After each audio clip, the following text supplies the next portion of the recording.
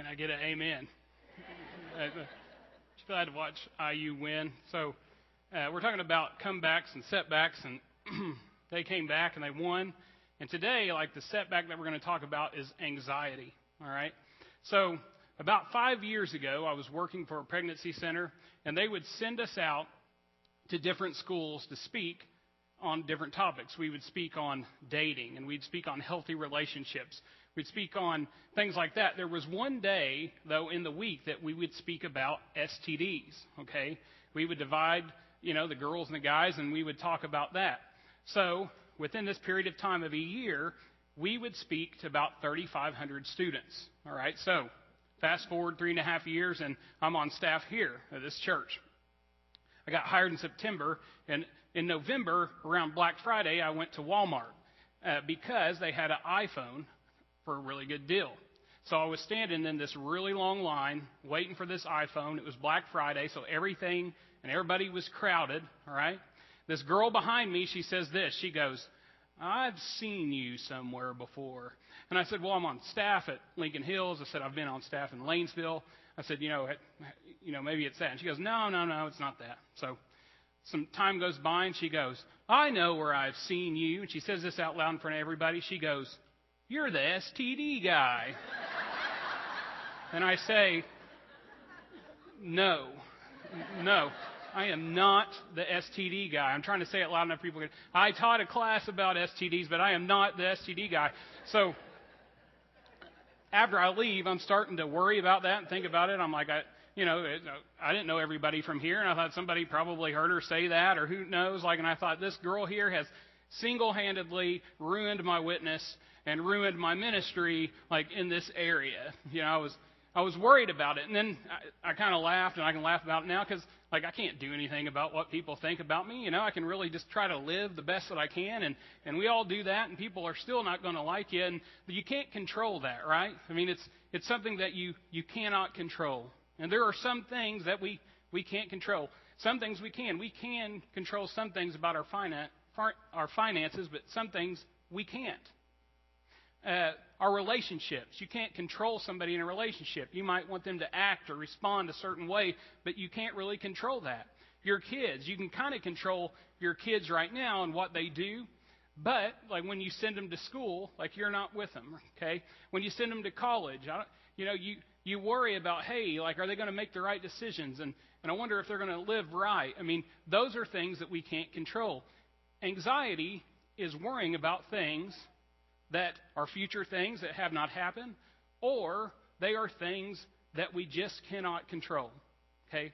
There's some fear in there, and there's some worry, but it's a little bit different. So I'm scared of clowns.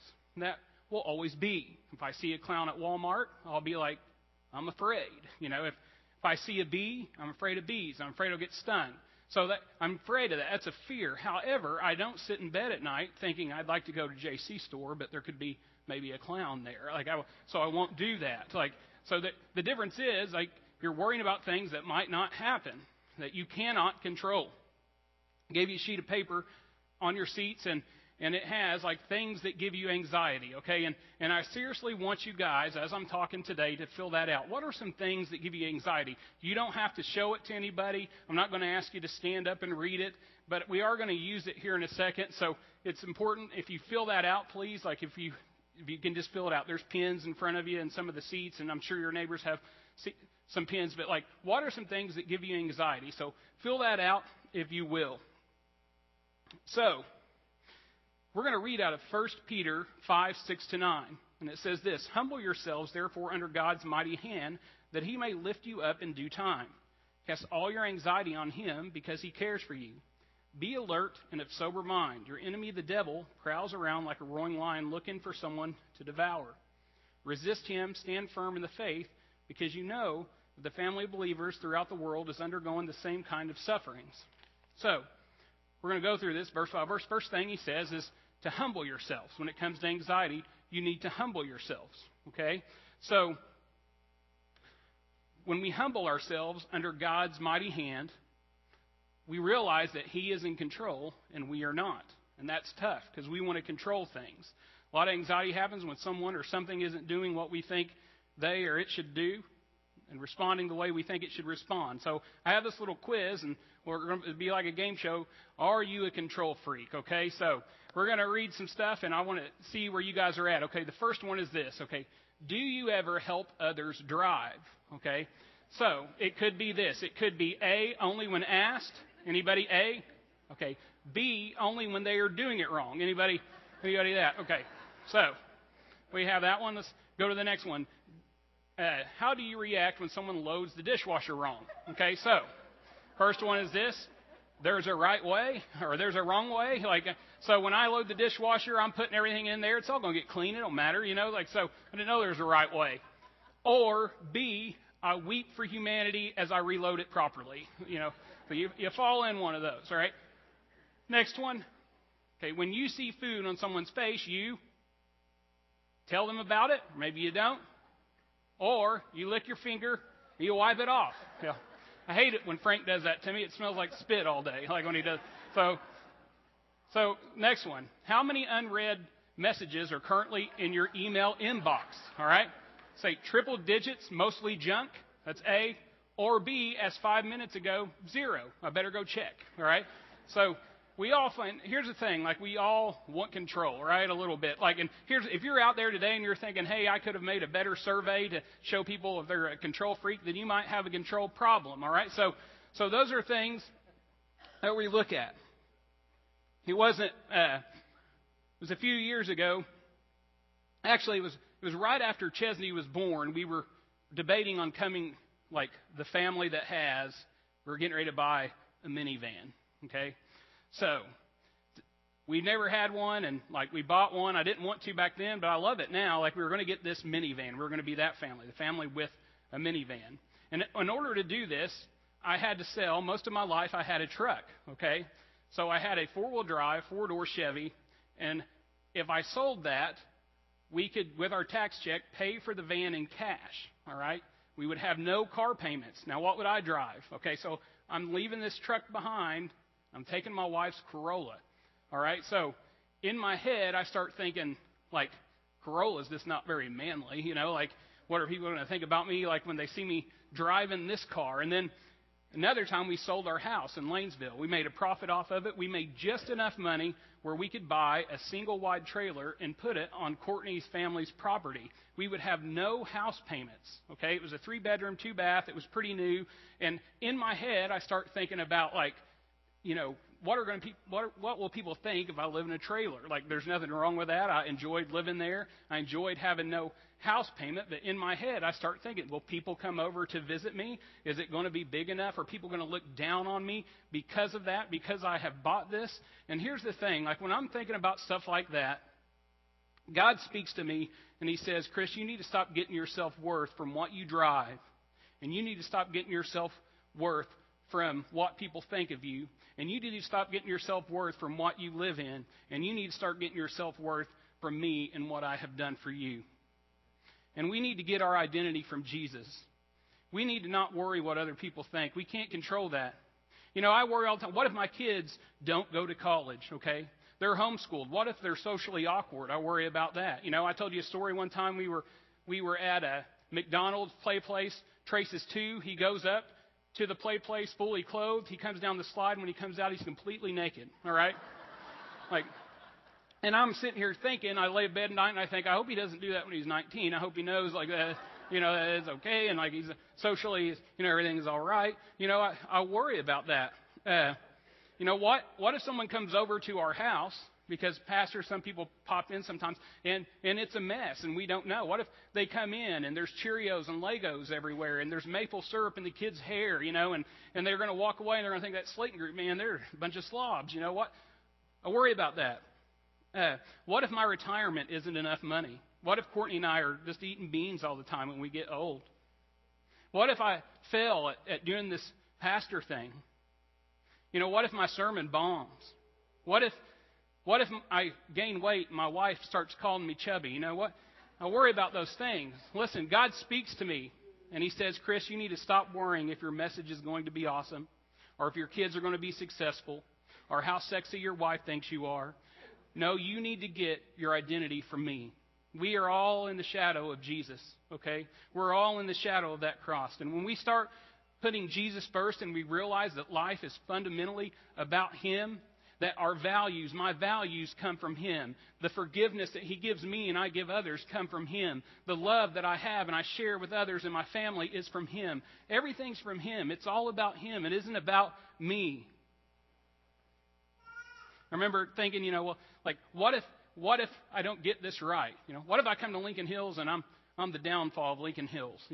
Or what if, like, my kids, I just don't do that right? And here's the answer. Like, if I try as hard as I can and I don't do it right, like, God still loves me. And God still cares about me. And God is with me on this journey and this walk. Micah 6:8 says, He has shown you, O mortal, what is good. And what does the Lord require of you? To act justly, to love mercy, and to walk humbly with your God. To walk humbly, humble ourselves under His mighty hand, and understand that it ain't about us. It's about Him. And He says, cast all your anxiety upon Him because He cares for you. Here's a picture of two dogs, okay? So, right? You see that they're muddy? And that the question is like, how deep's the mud, right? Well, it depends on your perspective. For us, I think we look at ourselves like we're the little dog. We're deep in the mud with our stuff, our finances, our journey, our problems. We worry about things, and we are drowning deep in mud. But we need to realize that God is the big dog, okay? Like, God is not surprised by our issues. God can handle our problems. You might be drowning, but He is not. He is okay, and He can take care of you. And here's the thing. When we start worrying and we let anxiety get into us and it starts strangling the life out of us and it gets dark, we basically start to buy into this belief system that you have to take care of your own issues in your life. You have to worry and fret about it because you don't really believe that God can take care of it. He's not strong enough. He's not present enough. Or He doesn't love enough to actually do something or to walk with you. But Peter is saying here, the word cast, like throw, he is saying, like, take those problems, take the anxiety and throw it at God and cast it to Him. Those worries that you have about your children, throw it at Him. The worries that you have about an unseen future and you don't know what's going on, throw it to Him. Give it to Him because He cares for you. You got to humble yourself and acknowledge God is in charge. You got to trust He cares for you so you can trust Him with your cares. Take the worry and give it to Him. God cares enough about you. You can trust Him with your cares. Matthew 6:25 says, Therefore I tell you, do not worry about your life, what you will eat or drink, or about your body, what you will wear. Is not life more than food, and body more than clothes? And He's saying, hey, like, don't worry. God is going to take care of you. Jesus is going to take care of you. Ultimately, it's about believing that God's big enough to solve your problems. Throughout the Bible, He continually reminds hurting and doubtful people of His benevolence, power, and love. God is always with us, Joshua 1:9. That God will never leave or forsake us, Deuteronomy 31:6. That God will strengthen and help us, Isaiah 41:10. That nothing can separate us from God's love, Romans 8:39. He wants you to cast your anxiety upon Him because He cares about your cares. So, after Bentley, our youngest one, was born, Chesney, our daughter, was really awesome at, like, helping us with her, okay? Like, Chesney would, like, hold her. She would even change her diaper. And there was one time that we came home and Chesney was laying in bed and the baby is laying in bed. We have, like, this little rocker thing that we lay her in, and Chesney, as she's laying on the bed, you can see that she's almost asleep, exhausted, and with her foot, it's stretched down and it's rocking the rocker. Yeah. So one day the baby's crying, and Courtney says, do you want to try to rock her? And Chesney says, sure, I'll do it. So Chesney is rocking the baby, okay? Courtney comes in and she sees Chesney, and now Bentley's crying, like she won't stop. But also, Chesney's crying too. And Courtney says, honey, what's wrong? And she says, I'm stressed out. And Courtney says, honey, like, you weren't meant to take this stress. You weren't meant to take this burden. And she picked the baby up, and she said, now you just, take a deep breath and relax. And sometimes we are like that, right? We have this stuff, and we won't give it to God, and we're not meant to carry that. We're not meant to worry about unforeseen things. And He's telling us here not to worry about those things, but we do it, and we get stressed, and the anxiety, it chokes the life out of us. He's saying, cast your cares upon Him. Give them to Him. The next one's this, to stay alert. Be alert and of sober mind. Your enemy, the devil, prowls around like a roaring lion looking for someone to devour. So this scripture, it's all wonderful. It's all great.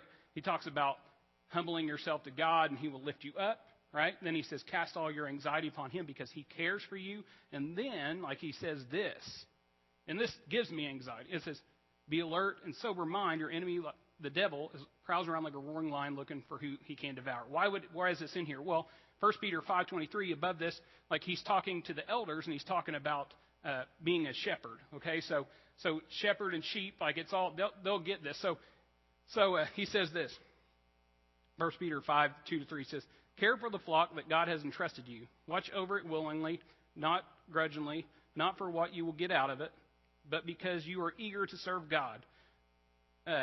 Don't lord over the people assigned to your care, but lead them by your own good example.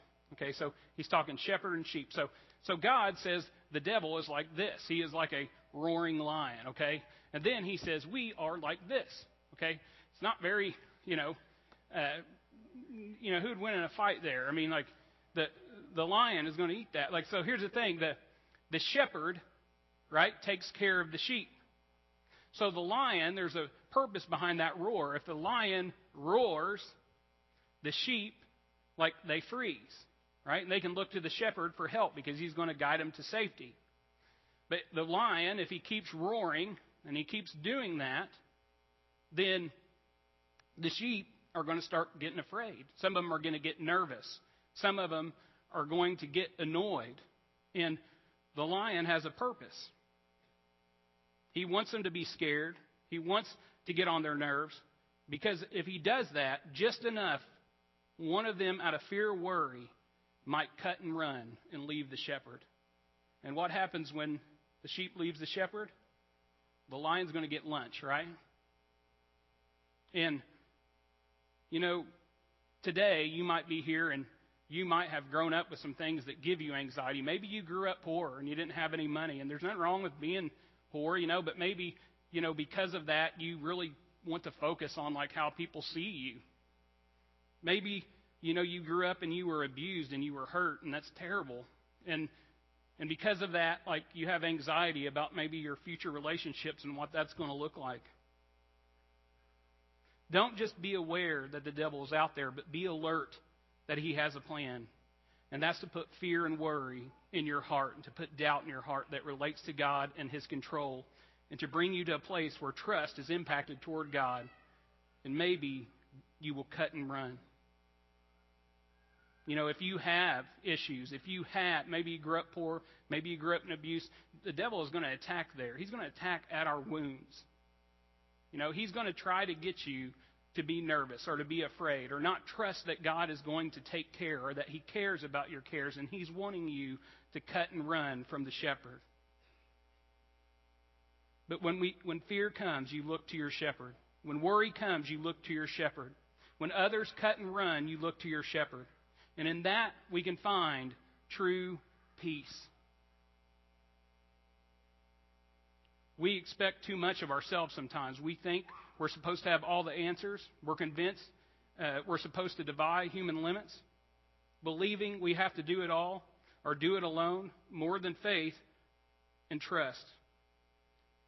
And that becomes an issue. We get our value from being children of God, from not being children of God, but from productivity and performance. We equate our mistakes with failures, not doing enough, with not being good enough. And in doing so, our mind races and races and races. But Psalms 23 says this. It says, this is David speaking like he's the sheep and God's the shepherd. And it says, The Lord is my shepherd, I lack nothing. He makes me lie down in green pastures. He leads me beside quiet waters. He refreshes my soul. He guides me along the right path for his name's sake. Even though I walk through the darkest valley, I will fear no evil. You are with me. Your rod and your staff, they comfort me. David is saying, like, look to your shepherd. Because in those dark times, like, he's not going to leave you. He's there for you. He's here to walk that journey with you. Psalms 94:19 says, when anxiety was great within me, you brought me joy. And here's the thing. My son, like, he's old enough now. We were at home not that long ago, and he was excited about something, and he was telling me a story, okay? And as he's telling me this story, I look, and I see the disappointment in his eyes, and he says this. He goes, Dad, you're not listening to me, are you? And I said, no, I'm not, son. My mind was focused on something else. I had a little bit of anxiety. I was worrying a little bit. And another time we were at his swim practice, and I was checking emails and doing things. And he says to me, you know, Dad, I saw you on your phone. You weren't watching me, were you? Here's the thing. Like, I want you, that paper, just take it. I want everybody to do this. Take the paper that I gave you, okay? And I want you to take it. Until I tell you to put it down, I want you to put it right here, over your eyes, over your eyesight. Go ahead. Everybody do it. Everybody put that paper right there. I'll give you a second. Put the paper right in front of your eyes. Okay. Now put it down. Bet you didn't see that puppy, did you? Like, wait, right. Here, let's do it again. Put it up there. Right. Seriously, put it up there. Close. All right, you got it up there. All right, put it down. I mean, you didn't see, like, the beach come up, right? Like, here's the thing. Like, we take those problems, all right, and we stick them right here in front of our face. And when we do that, we cannot enjoy life and what's going on around us. I mean, I have my son that I love, that I want to spend time with more than anything, and I have these problems, like, in front of my face enough where I can't even focus on life and what's going on. Anxiety tears at us. And God is saying, give those to me. Like, take those away from your eyes. Put them down. They're there, but I'm going to walk with you and enjoy what is going on around you. Enjoy life. In closing, 1 Peter 5, it says this, be firm in the faith and resist him, knowing that other believers throughout the world are going through the same kind of suffering. God, who shows you his kindness and who has called you through Christ Jesus to his eternal glory, will restore you, he will strengthen you, he will make you strong and support you as you suffer for a little while. Power belongs to him forever. Amen. And all power, it belongs to him.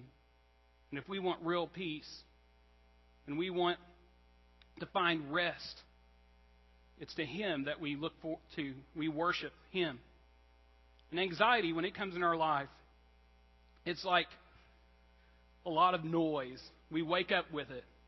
We go to bed with it. We don't want it, but it's there. And they're gonna play this noise, and it sounds kind of like this. So we wake up. The noise is there, and it's loud. Okay, it kind of drowns out anything that is going on in our life. This is all that we hear. But what do we do with that? When we focus on God, when we focus on Jesus, when we concentrate on worship, we concentrate on him, and we make this decision that we're going to cast our cares to Jesus. When we do that, things can start to get better. When we do that, the noise just might come down. And when we do that, we can start to hear worship through all the noise, through all the anxiety. And pretty soon, it can be gone, and we can hear worship. Some of you come in here on Sundays, and this might be where you get a break. You know, you come in here and you give your cares to God and you concentrate on Him, and then when you walk out the door, you pick up that anxiety again. And I'm asking you just to leave it and just to focus on God as we go out there. One of my favorite comedians when I was a teenager, he did this skit. He would go to a mall and he would do this to people. They wouldn't know he was going to do it. And he would walk. They didn't know who he was, but he would walk up to a person and he would hand them like a stick. Okay, they would grab that stick and he would say, "I just want you to hold that." And the person would hold it. And then after a minute, they would say, I want to put it down. And he would say, no, you can't put it down. Don't put it down. And they would pick it back up. And then they'd try to put it back down. And he'd say, you can't do it. You can't put it down. You can't put it down. And they would just hold it. And finally, they would put it down and they took off running, you know. There was one lady that held it for 20 minutes and she was really stressed out. You could see. And they could have put it down any time. And like in our lives, we have like this anxiety, right? And we hold on to it. And God is saying, put it down. You can put it down anytime. Like you can put it at my feet. You can do it. And if you're like me, I do put it down sometimes, but then I pick it back up. You know, and it's kind of a journey I have with God, picking it up, putting it back down. And today, if you have that list, I want you just to take it in your hand and hold it, okay? If you will, fold it, hold on to it, because here in a second, what we're going to do is I'm going to give you some time to meditate on that list and to pray to God. And I'm going to pray, and Ryan, he's going to sing. And I don't want you to stand. I don't want you to worship, not yet. I just want you to sit there, and I want you to meditate. And I want you to think about that list. And I want you to think about the things that are going on. And if you choose to, I don't want to manipulate you. I don't want to pull on your heartstrings. But if you choose to, you can come up here today, and you can throw them down at this cross. And you can either go over here and pray. You can go back there and pray with somebody. Or if you want to, you can throw it down, and you can go right back to your seat. But we want to give you that opportunity today. So in a little bit, I'm going to give you time with just you and God. I know sometimes it's easy to make a decision based on everyone around you making that decision. But I want you to take some time with God and pray about those things that give you anxiety. And my prayer is that you cast them to Him.